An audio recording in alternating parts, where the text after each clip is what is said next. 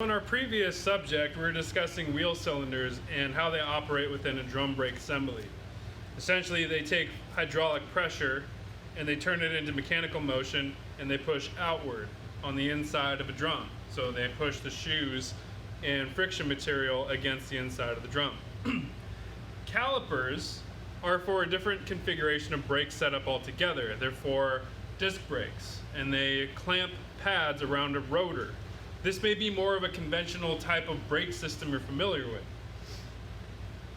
So in this situation, we have our hub and our wheel would bolt to this surface by the use of lug nuts or wheel studs. And as this rotates,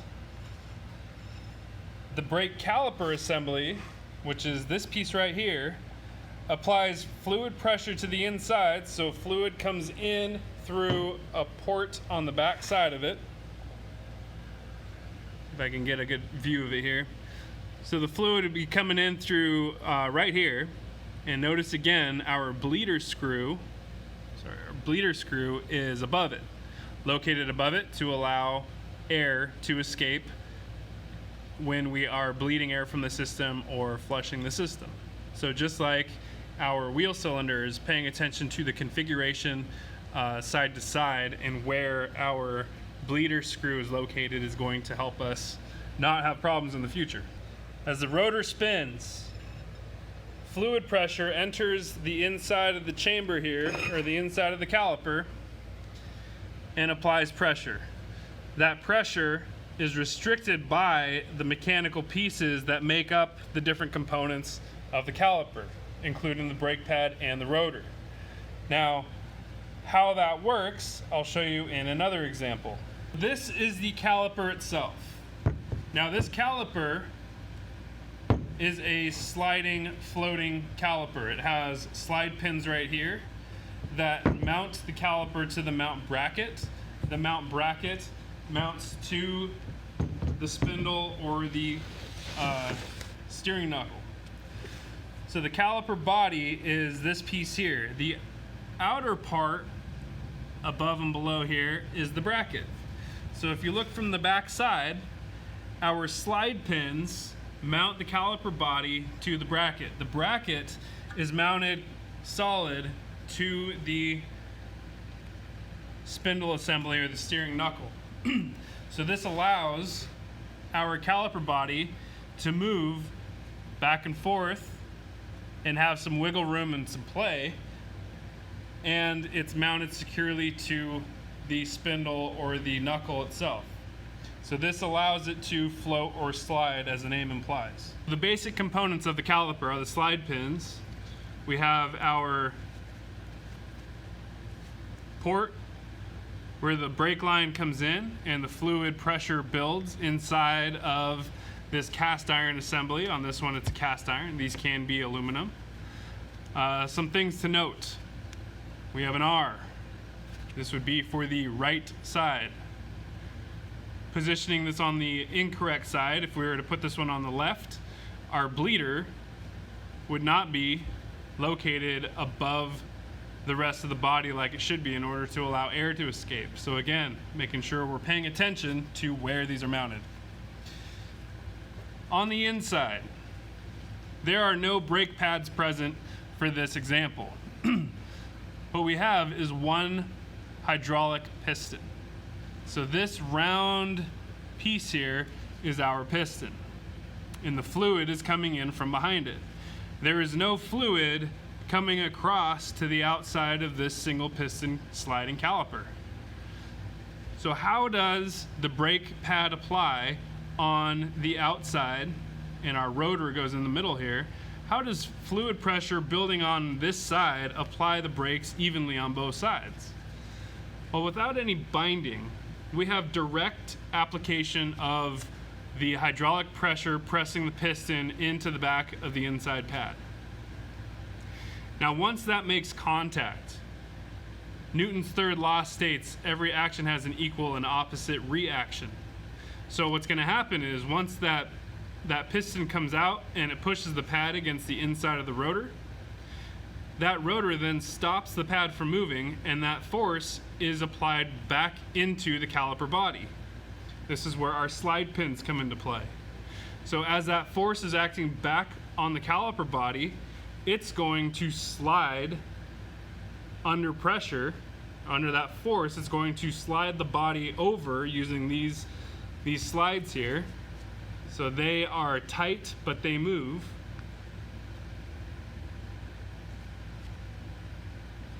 And as they move, it's going to move that body and apply the outer pad. I'll show you real quick how to take these apart. So what I have is compressed air. Got my safety glasses on. I'm going to apply air pressure to the inside. Keep your hands clear. If I was to have my hand inside here like this, I'd get my fingers crushed. So this is our piston.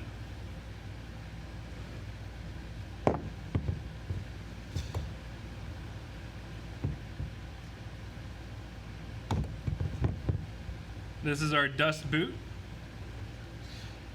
Our piston has a little bit of a profile here, and that is going to be where it holds onto the lip of the dust boot, or the dust seal.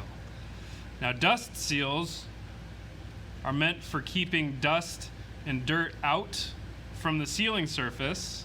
They are not designed to keep fluid from passing across the outside surface. So this does not seal any fluid. This only keeps the inside clean and clear from any contaminants getting on the sealing surface. Now, this dust boot has some different profiles on it, so it can move with the piston. Now, the piston isn't going to be moving that much, but as the brake pads wear, it's going to be sitting farther and farther out, which means that we would start off flush like this, and as the brakes wear, your dust boot can actually ride that far out. So it keeps it nice and clean if everything is working right. Now, if these dust boots are to tear or deteriorate, that may allow contaminants in, and those contaminants may get onto the sealing surface. Well, inside here, you will see evidence of moisture. That is where the brake fluid comes in. So our line, and I'm holding this upside down so you can see, but our line allows fluid to enter through this port. And if that's not clear, we can shine a light, and that's where the fluid comes into that chamber. As fluid comes in, it builds up behind that piston. This piston right here. So the backside of this piston is taking brake fluid and hydraulic pressure, and it's trying to be forced out of the bore. The part that seals it is a square cut seal inside the caliper body housing here. So let me hold that in a better way. So inside this lip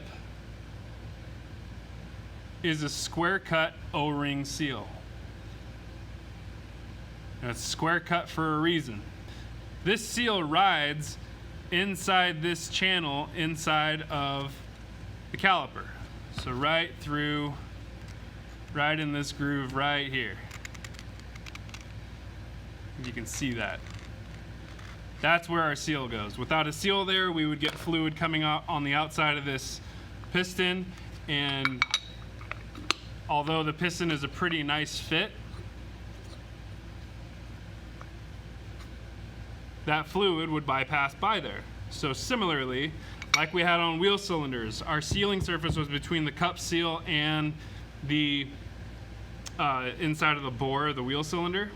Well, on disc brakes, our sealing surface is on the actual piston.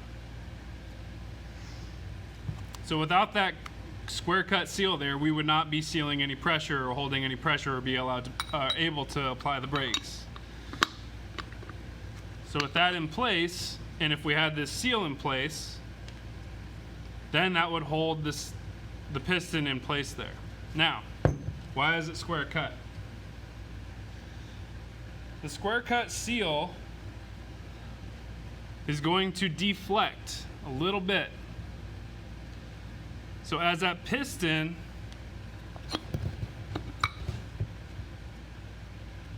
has fluid pressure behind it, and our square cut seal is sealing against this surface here, as that piston pushes outward, this seal is going to twist a little bit. And that twist is going to allow, when we release pressure from the brake pedal and fluid pressure drops, that's going to allow that seal to untwist, and as it untwists, it's going to retract the piston. Now I'm exaggerating the movement, but if this untwists, goes back to its natural state, it's twisted while the brakes are being applied, and then when the pressure is released, it relaxes back to its natural state. So it's going to help pull that pad back away from the rotor surface. Let's take a look at a couple other caliper designs.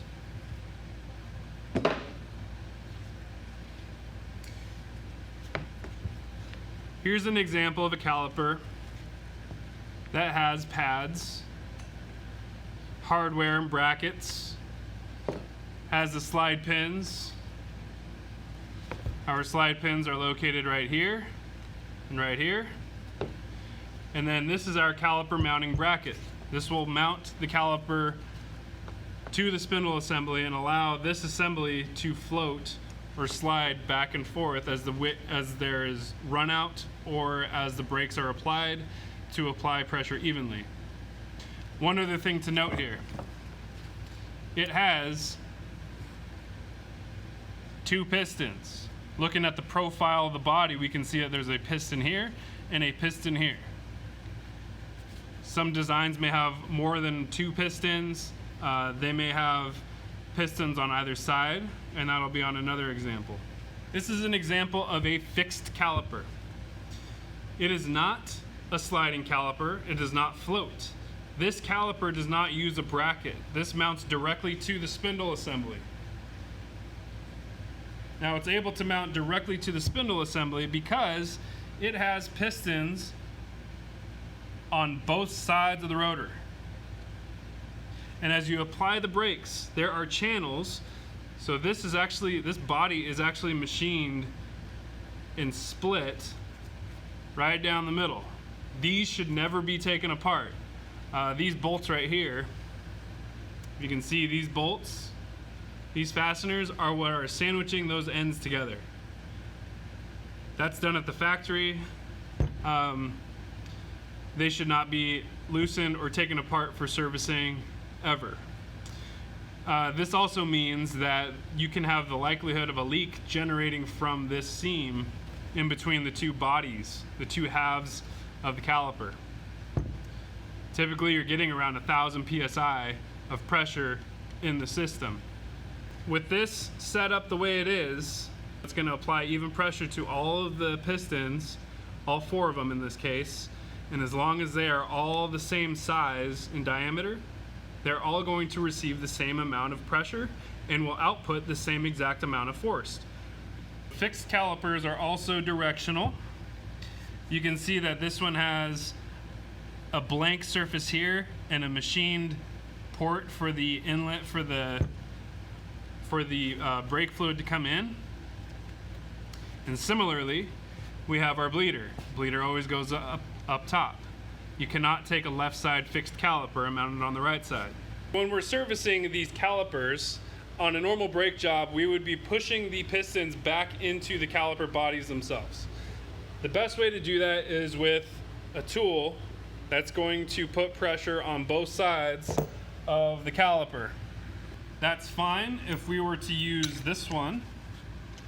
And imagine that the piston is there and we have a brake pad in place. So we are going to screw this in and push that piston back into the caliper body. This tool is designed to press on one surface. This tool does not work on this type of caliper. Well, let's put this one back together and show you how that goes. We have our square cut seal. We're going to put that into the groove in the caliper body. So the piston is the part that moves. The square cut seal stays in place. And that's in place there on the inside. I know the lighting's not the best in here. I apologize for that. There's the seal in the groove, making sure it's even all the way around. It's not folded, it's not swelled up. We're going to put our dust boot in place first. And that is going to press into the stepped bore. So now we have to get the piston into that spot. We are going to apply a little bit of air pressure behind through the port where the fluid would come in for the hydraulic system. And I'm going to hold this against that dust boot while applying pressure to the inside of the body.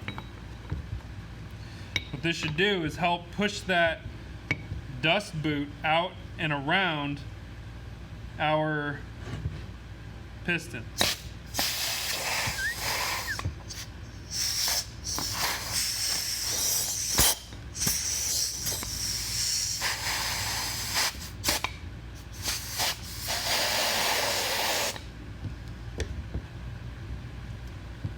And you can see that it's not all the way in yet, but by doing that, that seal is now pushed around the outside.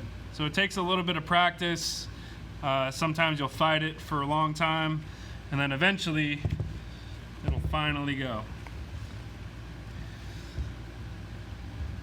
So now what we can do is work that into position gently, because it's only going to go in straight.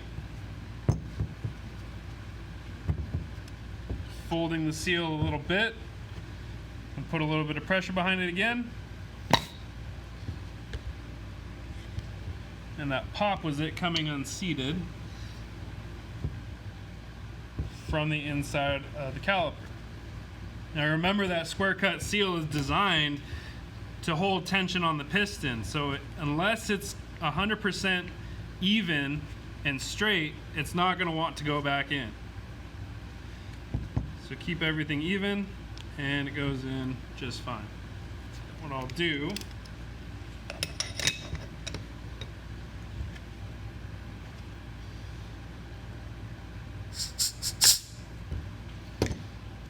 so when you're doing a brake job and you're replacing the brakes, our pad material has been worn down, so it's getting thinner and thinner. That piston is resting out farther and farther from the caliper body. So when we put new pads on, this has to go back into the caliper body so we can fit it around the piston. So we can fit the pad around the rotor and have proper clearance on everything. Now I mentioned using one of these tools. Ideally, it's better to use a tool that presses on both sides evenly. And one of my favorite ones is a tool that looks like this. It has opposite threaded halves and it has a ratcheting mechanism in it. So this little switch in here, switch it one way, switch it the other way, and it will compress or expand. So the way that works is you slip it right in between. Just like that. And then as you rotate the handle, it's going to ratchet back out. Now another thing I want to mention about doing this. We're pushing that piston back into this body. And the fluid that's in here, the brake fluid that's still in here, assuming that the piston didn't come out and we lost everything, typically that's not going to happen. Usually you'll be pushing the piston back in without any fluid. We're not going to disconnect the line. The system is going to remain sealed. our port that we can open is our bleeder. Now, it is always best practice to avoid pushing fluid back into the system. We want to push our fluid, we want to push the piston back in, but we don't want to back flush the system. So if we open our bleeder, as we rotate this and press that piston back into place, that excess fluid is going to come out through our bleeder port. Once we're all the way back, it doesn't want to go any further, then this can be tightened back up, and then we can remove our tool, and our piston is ready for the new pad to be installed, and everything is going to fit. At the end of the brake job, you will likely be doing a bleed procedure anyway, so it's okay if there's a little bit of air in there right now. That's not going to matter until we are done replacing components and servicing the hardware and the slide pins and making sure all that goes back together. So here's our example of the complete assembly with the bracket, the brake line, all the hardware and the pads. If we separate the bracket from the caliper,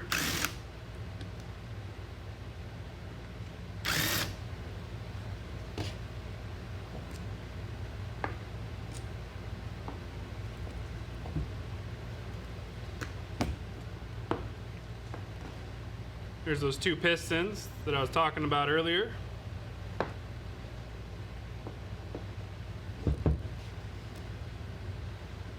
And this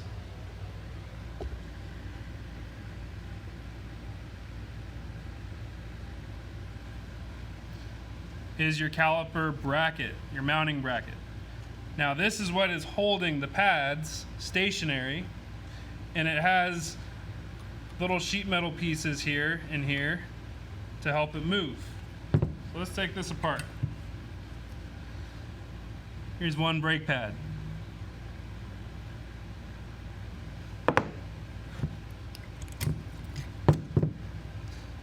Here's the other brake pad. This brake pad has a scratcher on it. This little piece here, this little tab, is designed to scratch the rotor before you can see that it is going to touch the rotor before the backing plate does. So this is our softer friction material that's designed to wear. And then our backing plate is steel. This is going to touch the rotor before the steel touches and alert the driver with the noise, indicating that your brakes are low or in need of service. Some things that I'm looking at here. They are not worn in a taper. They're worn pretty evenly. Looks like this was a standard maintenance time to replace. Maybe there was a problem with the opposite side, because we have the whole caliper was replaced. Now on the bracket, this is a pretty common design. These are our slide pins. They move in and out. These can seize up or stick. If these stick, it doesn't allow Newton's third law to apply the outside pad. If that's the case, then you're going to have excessive wear on one pad versus the other. These boots, if you just give them a little pinch and you pull the pin out, this all needs to be cleaned off. Wipe it clean. Use brake clean if you need to on metal surfaces, not on rubber. Do this with all of them, keeping track of where they go. Sometimes they're going to be different. You can see on this one, they're not identical. So it's important to put them back where they came from. These will get new lubricant on them. I like to use Sil Glide. Sometimes you'll use silicone ceramic made by Permatex, depending on what the manufacturer recommends and what the tool room has. The other component here are these tension clips, anti-rattle clips. These have little tabs on them, and they're very flexible, and they hold the pads under tension to keep them from rattling around. Now, as we do a brake job and we're replacing the friction material, these either need to be cleaned very well, usually with a brass brush, or we need a hardware kit. Hardware kits come with certain things in them. So in this case, this hardware kit is for a different model caliper. Brand new, nice and clean, don't have to clean the old stuff. It just gets thrown away as long as these are a match. So we have all new anti-rattle clips. This kit comes with new rubber boots. Looks like a little piece got stuck in there.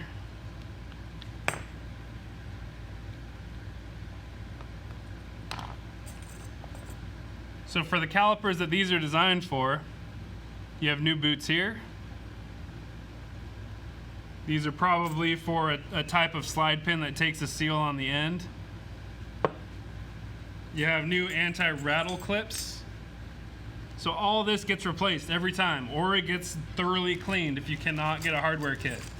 But with every brake job, you should be recommending a hardware kit with the brake pad replacement and the rest of the service. Whenever we're dealing with a symptom, we want to address the system, not just the faulty component.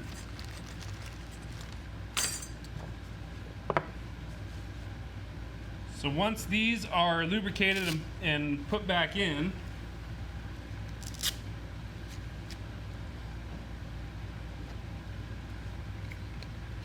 let's give an example of that real quick. A little bit of lubricant on there.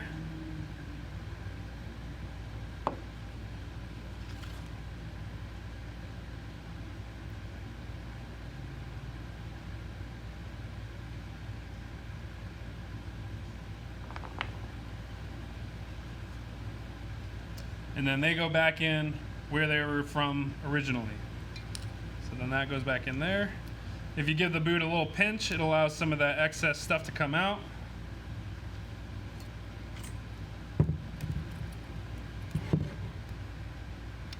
You can get air trapped in there, so that's why you do that. So there's an air pocket in there. That's why it's pushing that back out. Pinch the boot, push it in.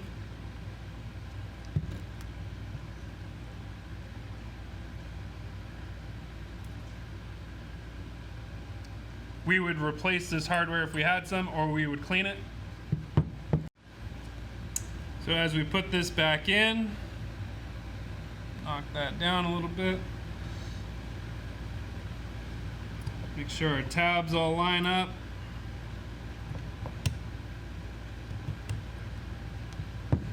That's going to hold the pad there, nice and secure.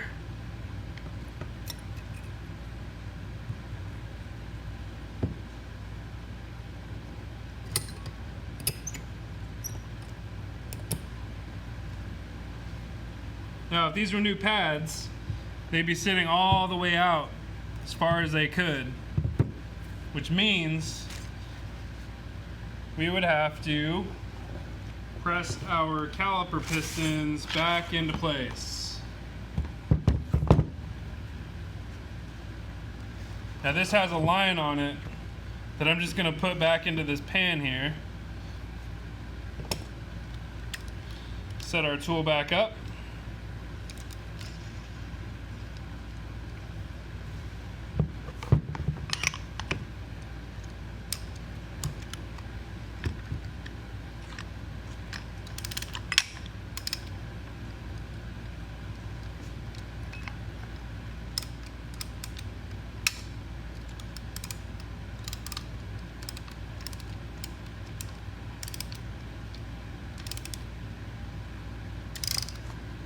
we have tension on it. We're going to rotate that back, and it's going to press those pistons back in. And if you look over here,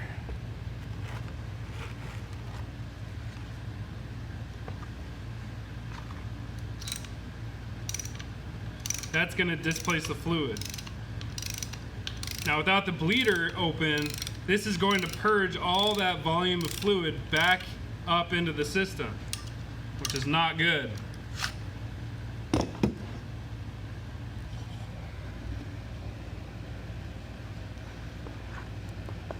So here we have our pistons both pushed evenly back into place. And then we can put our, I like to hang the bracket, mount it back on over the rotor, and then after that's in place, then put the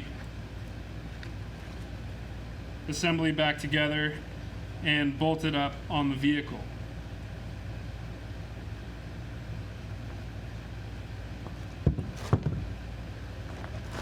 Tighten everything to torque specifications.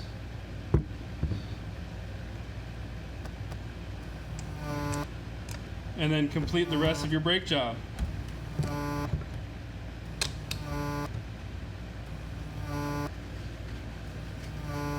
So if you have any questions, please submit them to me. And I'll see you on the next video.